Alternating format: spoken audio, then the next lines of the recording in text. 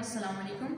मैं हूं आपके दोस्त आपकी होस्ट मेमुना चौधरी, एक बार फिर आपके सामने सूरज टीवी के साथ। मैं इस वक्त मौजूद हूं मियो हॉस्पिटल के सर्जिकल टावर 4th फ्लोर पे, और मैं आज जिस मौजू पर बात करने के लिए जा रही हूँ वो मौजू बहुत ही हसास है, यानी कि जलन।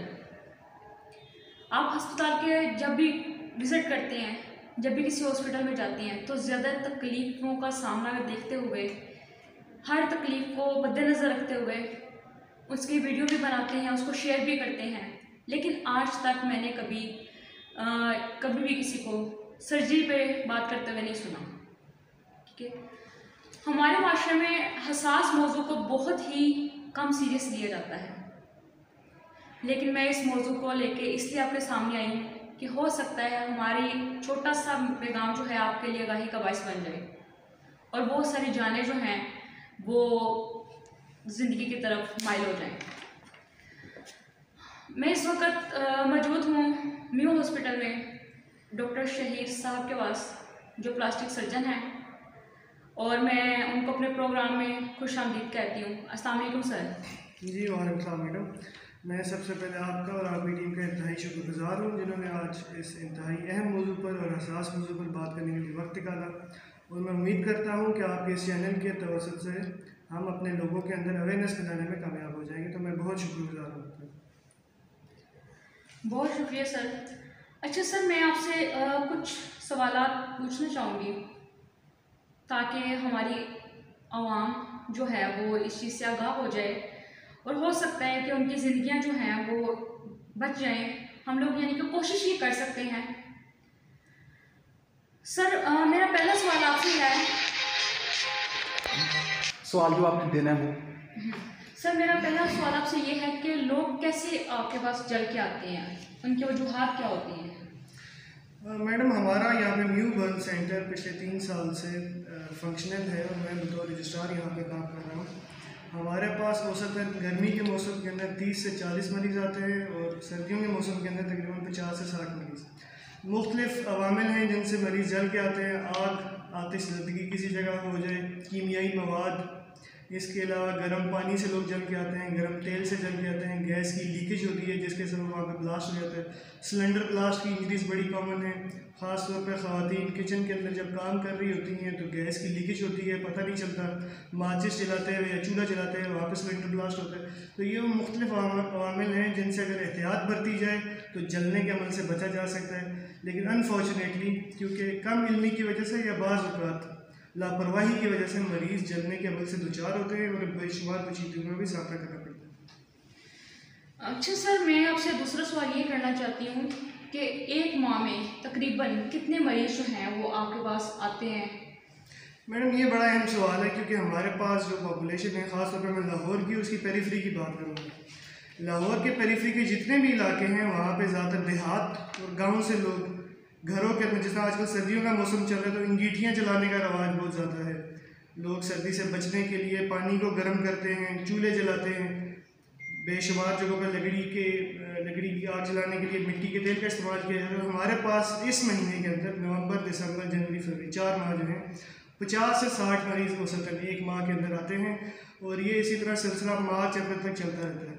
तो मुख्तलिफ वजूहात हैं, जैसे मैं पहले अर्ज़ कर चुका हूँ, अगर थोड़ी सी एहतियात बरत ली जाए तो जलने के अमल से बचा जा सकता है। सर, मेरा आपसे तीसरा सवाल ये है कि इस इलाज में होने वाली पेचीदगियाँ क्या हैं और वो उनको कैसे हम लोग कवर कर सकते हैं? मैडम, ये आपने दोनों सवाल बड़े अहम किए थे। तीसरा इंतहाई अहम सवाल ये है कि ये पेचीदगियाँ क्या हैं। बात यह है कि इंसान जल जाता है, मरीज़ यहाँ पे हमारे पास आके दाखिल भी हो जाते हैं, उनका इलाज भी करते हैं, लेकिन जो आउटकम्स हैं उनके बारे में सोचने की ज़रूरत है, उनके बारे में बात करने की ज़रूरत है। जलने के अमल के बाद मरीज़ का जो दौरानिया हमारे पास यहाँ पे हॉस्पिटल स्टे का होता है वो तकरीबन 1.5 से 2 माह का होता है। उस दौरान उसको मुख्तलिफ इंटरेक्टिव ड्रेसिंग लगाई जाती हैं, ऑपरेशन थिएटर में ले जाके डिब्राइडमेंट्स यानी मरीज़ के ज़ख्मों को सफाई की ज़रूरत पड़ती है। वो मल्टीपल सेशंस होते हैं, यानी 1-2 दफ़ा नहीं, कई दफ़ा हमें ऑपरेशन थिएटर में लेके जाना पड़ता है। इस दौरान बाज़ औक़ात मरीज़ों को अपने अज़ा से भी हाथ धोने पड़ते हैं। मसलन ये जो बिजली के करंट की वजह से लोग जल के आते हैं हमारे पास, उनके हाथ पाँव बसा औक़ात नकारा हो जाते हैं, फिर हमें उन्हें काटना पड़ता है, और एक सर्जन के लिए, एक डॉक्टर के लिए इससे ज़्यादा तकलीफ ये चीज़ कोई नहीं होती है। तो मुख्तलिफ पेचीदगियाँ हैं उसके अंदर। एक तो ये कि उनके अज़ा हमें काटने पड़ जाते हैं, जल्द जो एक दफ़ा जल जाती है वो दोबारा कभी भी अपनी असली हालत में वापस नहीं आती है। जिस तरह अल्लाह ताला की ज़ात ने इंसान को एक कामिल बना के भेजा है, वो जल्द वापस नहीं आती है। तो जल्द के अंदर कॉन्ट्रैक्चर यानी सुकड़पन आ जाता है, वो इकट्ठी हो जाती है। हमें बार स्किन ग्राफ्टिंग करनी पड़ती है, और जो कि ज़ाहिर बात है जिस्म के किसी और हिस्से से गोश्त लेके हम जल्द लेके लगाते हैं तो उसके अंदर हाइपर पिगमेंटेशन हो जाती है, स्कारिंग हो जाती है, कॉन्ट्रैक्चर्स बन जाते हैं, उसकी फंक्शनैलिटी में फ़र्क आ जाता है। इसके अलावा बेशुमार मरीज़ हमारे पास आते हैं वो ताउम्र अपाहज हो जाते हैं। तो इसलिए हमारी सबसे गुजारिश ये है कि इन 3-4 महीनों में बिलखुसूस और पूरा साल बिलूम आप एहतियात का दामन हाथ से न छोड़िए। सर, मैं आपसे सवाल के दौरान जो आपकी आंखों में या जो आपकी फीलिंग्स में दर्द महसूस कर रही हूँ, उसके होने के साथ साथ मैं आपसे ये पूछना चाहूँगी कि जो अताई डॉक्टर्स होते हैं, वो ज़ाहिर बात है जब फर्स्ट एड के लिए उनको लेके जाया जाता है तो उनका वो बहुत बुरे तरीके से बुरा हशर नशर करके फिर वो कहते हैं कि आप गवर्नमेंट हॉस्पिटल में ले जाएँ। तो आप ऐसे केसेस को अपने हैंड ओवर कर लेते हैं, और उससे ऐसे केसेस का क्या सोल्यूशन होता है आपके पास? देखिए मैडम, मैं आपके चैनल के तवज्जुह से मैं सबसे गुजारिश करना चाहूँगा कि पहले तो आप एहतियात कीजिए। ये असूल है, इस बात को आप पल्ले से बांध लीजिए कि इन 3-4 महीनों में मैंने जितना पहले अर्ज़ किया बिल्कुल पूरा साल बिल्कुल एहतियात कीजिए। किचन में जाने से पहले इस बात का इत्मीनान कर लीजिए कि गैस का चूल्हा कहीं ऑन तो नहीं है, लीकेज तो नहीं हो रही किसी जगह से।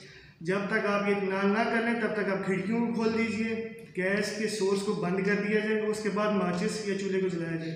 रात को जब लोग सोते हैं तो सर्दियों के अंदर ख़ासतौर पर बड़ा आम रवाज है, लोग हीटर को ऑन छोड़ देते हैं। तो ये बात सारे अपने पल्ले से बांधने के सोने से कबल गैस का बिजली का हीटर बंद कर दिया जाए। इंगीठियों को कमरों के अंदर ना रखें। बिजली की तारें किसी जगह पर लटक रही हैं तो बरकियात में, महकमा बरकियात में फ़ौरन उसकी जो है ख़बर कीजिए, बार बार दरख्वास्त दीजिए ता उस मौके तक जब तक आपकी सुनवाई ना हो जाए।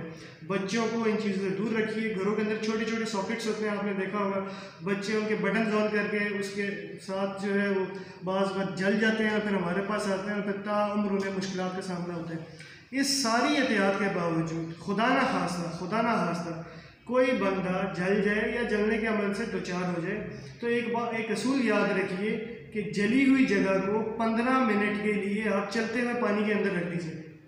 उससे क्या होगा, आपकी दर्द के अंदर कमी हो जाएगी और जो बर्न इंजरी है वो प्रोग्रेस करने से रुक जाएगी। उसके बाद आप जहाँ पे भी मौजूद हो अपने करीबी अस्पताल में जाइए, या फिर हमारे यहाँ लाहौर के अंदर मैं बात करूँ तो न्यू बर्न सेंटर है, इसके अलावा जिना बर्न सेंटर है जो जिना हॉस्पिटल के अंदर है। ये 2 मुस्तनद इदारे हैं गवर्नमेंट के जहाँ पे बर्न के मरीज़ों का फ्री ऑफ कॉस्ट इलाज किया जा रहा है। इसके अलावा यहाँ पे 2-3 अताई सेंटर्स हैं जो बड़े मशहूर हैं, जो जिंक ऑक्साइड और पता नहीं क्या क्या मरहमें लगा के उसके बाद मरीज़ों के ज़ख्मों को ख़राब कर देते हैं। फिर क्या होता है कि मरीज़ बेचारे जगह जगह से ख्वार हो गए हमारे पास यहाँ रहते हैं। हम उनको इनकार तो नहीं करते, उनको रख लेते हैं, लेकिन हमारे लिए उनका इलाज करना बड़ा मुश्किल हो जाता है। और बाज़ औक़ात मरीज़ इस तरह भी होता है कि यहाँ पे दाखिल होते हैं और दाखिले के दौरान उनको कोई बता देता है कि जनाब फ़लानी जगह पे कोई सेंटर बना हुआ है, वो बड़ा मशहूर है जी, वो इलाज करते हैं, अल्लाह वास्ते करते हैं, और यहाँ से वो चले जाते हैं। और फिर क्या होता है, 2 से 3 दिन के बाद उन्हें फिर ख्याल आता है कि ये तो गलत जगह पे आ गए, फिर वो वापस आते हैं। तो ऐसी सूरत में उन्हें इनकार तो नहीं करते, लेकिन हमारे लिए मरीज़ के ज़ख्मों का इलाज करना बड़ा मुश्किल हो जाता है। तो मेरी सबसे गुजारिश है कि खुदा ना खास्ता अगर कोई बंदा जल जाए तो मेहरबानी फरमाकर अस्पताल में तशरीफ़ लाइए। हम लोग आपकी खिदमत के लिए यहाँ पर बैठे हुए हैं और इंशाअल्लाह अपनी पूरी कोशिश करेंगे कि अल्लाह ताला ने हमें जो भी तौफीक दी है उसके हिसाब से आपके ज़ख्मों का इलाज करने की कोशिश करें। अच्छा सर, मैं आपसे आखिरी सवाल ये करना चाहूँगी कि इन सब चीज़ों से बचा कैसे जा सकता है? जी मैडम, जो अवेयरनेस है, जो प्रिवेंशन है, prevention is always better than cure. जलने से बचने का वाहिद इलाज ये है कि लोगों के अंदर अवेयरनेस क्रिएट की जाए। और मैं फिर शुक्रगुजार हूँ आप लोगों का, आपके चैनल का, आपकी टीम का कि आप लोगों ने इस इंतहाई हसास और अहम मौजू पर बात करने का वक्त निकाला। लोग अमूमन इसको इतनी अहमियत नहीं देते हैं और हम पहले भी कई लोगों से रिक्वेस्ट कर चुके थे कि ये एक सदका जारी है, अल्लाह ताला इंशाल्लाह आपको इसकी जज़ा भी देगा। बचने के लिए या एहतियात के लिए चंद एहतियाती तदाबीर मैं पहले भी अर्ज़ कर चुका हूँ, मैं एक दफ़ा फिर बता देता हूँ। घरों के अंदर जहाँ पे भी गैस के जो भी कनेक्शंस हैं उनकी नोज़ल्स को चेक कर लिया जाए, उनके पाइप्स को चेक कर लिया जाए, किसी का लीकेज तो नहीं है। स्टोव के जितने भी पैनल्स हैं उसको अच्छे तरीके से चेक कर लिया जाए। आजकल जो बड़ी कॉमन इंजरी है कि लोग घरों के अंदर गीज़र चला देते हैं, उसके बाद अचानक जाके वो गर्म पानी का वॉल्व खोलते हैं या टैप खोलते हैं, तो उन्हें ये याद नहीं रहता कि इसके अंदर पहले हमें ठंडा पानी खोलना, उसके बाद गर्म को खोलिए, तो गर्म पानी से जल के लोग आते हैं। फिर जो बड़ी कॉमन इंजरी है आजकल के, छोटे छोटे सिलेंडर्स हैं जो लोगों ने कमरों के अंदर रखे हैं, वो उस पर गर्म पानी को गर्म करने के लिए रख देते हैं, चाय बनाते हैं कमरों के अंदर वहाँ पे। तो इसको अवॉइड किया जाए। छोटे छोटे बच्चे जल के आते हैं, माँ अपने काम के लिए कमरे से बाहर गई, बच्चे ने पीछे वो देचकी उलट दी और वो जल के हमारे पास आ गए। कीमियाई मवाद जिसके अंदर एसिड है बड़ा कॉमन, इसी तरह वॉशरूम्स के अंदर लोग एसिड इस्तेमाल करते हैं, उसको बच्चों की पहुँच से भी दूर रखें, उसके ढक्कन को टाइट करके बंद कीजिए और एहतियात से आपके हाथों में ग्लव्स होने चाहिए जब आप उसको इस्तेमाल करेंगे। इसके अलावा ये अंगीठियाँ आजकल के मौसम में बड़ी कॉमन हैं, लोग सर्दी से बचने के लिए, शिद्दत में कमी लाने के लिए उनका इस्तेमाल करते हैं। चारपाइयों के नीचे मत रखिए, रात को सोने से कबल हीटर को ऑफ कर दिया जाए। पेट्रोल की जितनी भी मसनूआत हैं, गाड़ियों के अंदर लोग तेल डलवाते हैं, तो पेट्रोल पंप्स में कई दफ़ा हमने देखा है कि वहाँ पे ब्लास्ट हो रहा होता है, तो अपने फ्यूल टैंक्स को आप प्रॉपरली उनकी जो है वो हर महीने या 2-3 महीने बाद जो भी आपका ड्यू टाइम हो उसमें उनकी इंस्पेक्शन करवाइए। गैस की लीकेज जो है इसकी बहुत एहतियात कीजिए। ख़ास तौर पे हमारे जो रिक्शा ड्राइवर भाई हैं, मैं उनसे गुजारिश करूँगा कि मेरी आपसे 10/10 इस्तदा है कि अगर 4 किलो का सिलेंडर है तो उसमें 4 किलो ही गैस भरवाइए। जब आप लोग उसके अंदर उसकी ज़रूरत से ज़्यादा गैस, उसकी कैपेसिटी से ज़्यादा गैस भरवाते हैं तो फिर ना सिर्फ आप अपनी जान को ख़तरे में डालते हैं और जो आपसे साथ मुंसलिक लोग हैं जिनके साथ आपकी रोज़ी रोटी जुड़ी हुई है उनको भी आप ख़तरे में डालते हैं। बिजली की तारें यहाँ पे लटकी हुई हैं, बार बार गुजारिश कर चुका हूँ, छोटे बच्चों को उनसे दूर रखिए, बच्चे लटक रहे होते हैं उसके साथ। हम कई वीडियोस देख चुके हैं जिसके अंदर एक खंभे से तार लटक रही है और आवाम गुजर रही है उस पास से, उनको कोई परवाह नहीं है और मासूम बच्चे उनको लटक के झूले ले रहे थे उनसे। खुदा ना खास्ता उसके अंदर बिजली आएगी तो आप देख लीजिए क्या होगा उसका।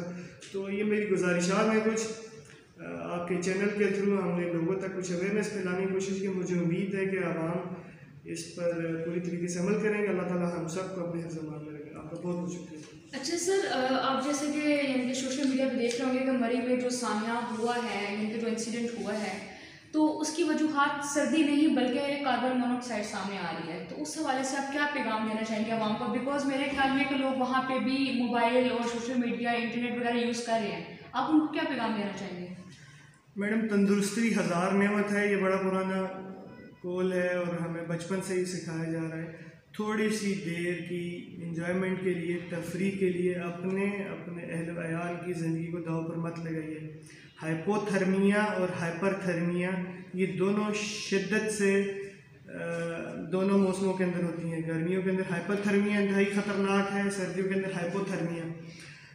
अभी जो ये वाक़या हुआ, हम सबको इसका इंतहाई अफसोस है और महसूस कौम हमें इस बात को सोचने की ज़रूरत है कि क्या असबाब हैं जिनकी वजह से हम लोग इतने बेहस हो चुके हैं।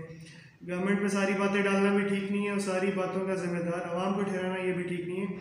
तो अभी तो उन्होंने फ़िलहाल मरी को खोल दिया, लेकिन मेरी सबसे इस्तदा है कि आप फ्रॉस्ट बाइट भी it is also a form of burn, जल गए आप उसके अंदर भी। तो एहतियात कीजिए इन दिनों के अंदर जिसमें ख़ास तौर पर मौसम की शिद्दत में इजाफे का इम्कान है। उन दिनों में घरों में रहिए। बारिशें आजकल ज़्यादा हैं, आजकल और ज़्यादा बर्न कॉमन हो जाएगा। बिजली की तारों पे बारिश का पानी पड़ रहा होता है, बाज़ का तारें ज़मीन पे गिरी हुई होती हैं। तो शिद्दत, सर्दी की शिद्दत को कम करने के लिए यकीनन आप ज़रा इस्तेमाल कीजिए, लेकिन एहतियात के साथ। जी नाज़रीन, जैसा कि डॉक्टर शहीर ने हमें बहुत सारी चीज़ों से अवेयर किया, मुझे भी उम्मीद है कि हमारी कौम जो है वो हमारे इस कीमती वक़्त का थोड़ा बहुत मान रखेगी, इस पर अमल करेगी। और मैं सर आपकी बहुत शुक्रगुजार हूँ, आपने अपने कीमती वक़्त में से अपना टाइम निकाला। वैसे तो मेरी बीट क्राइम बीट है, लेकिन हेल्थ के तौर पे मैंने कभी वर्क तो नहीं किया, लेकिन सर के दर्द देख के और सर की रिक्वेस्ट को सुन के मुझे भी लगा कि एक दफ़ा मुझे सर के लिए काम करना चाहिए। तो bundle of thanks doctor Shaheer, और मैं आपको खराज तहसीन पेश करती हूँ कि आपने अवेयरनेस के लिए अपना टाइम निकाला। और इसी के साथ सूरज टीवी के साथ इजाज़त दीजिए। अल्लाह हाफिज़।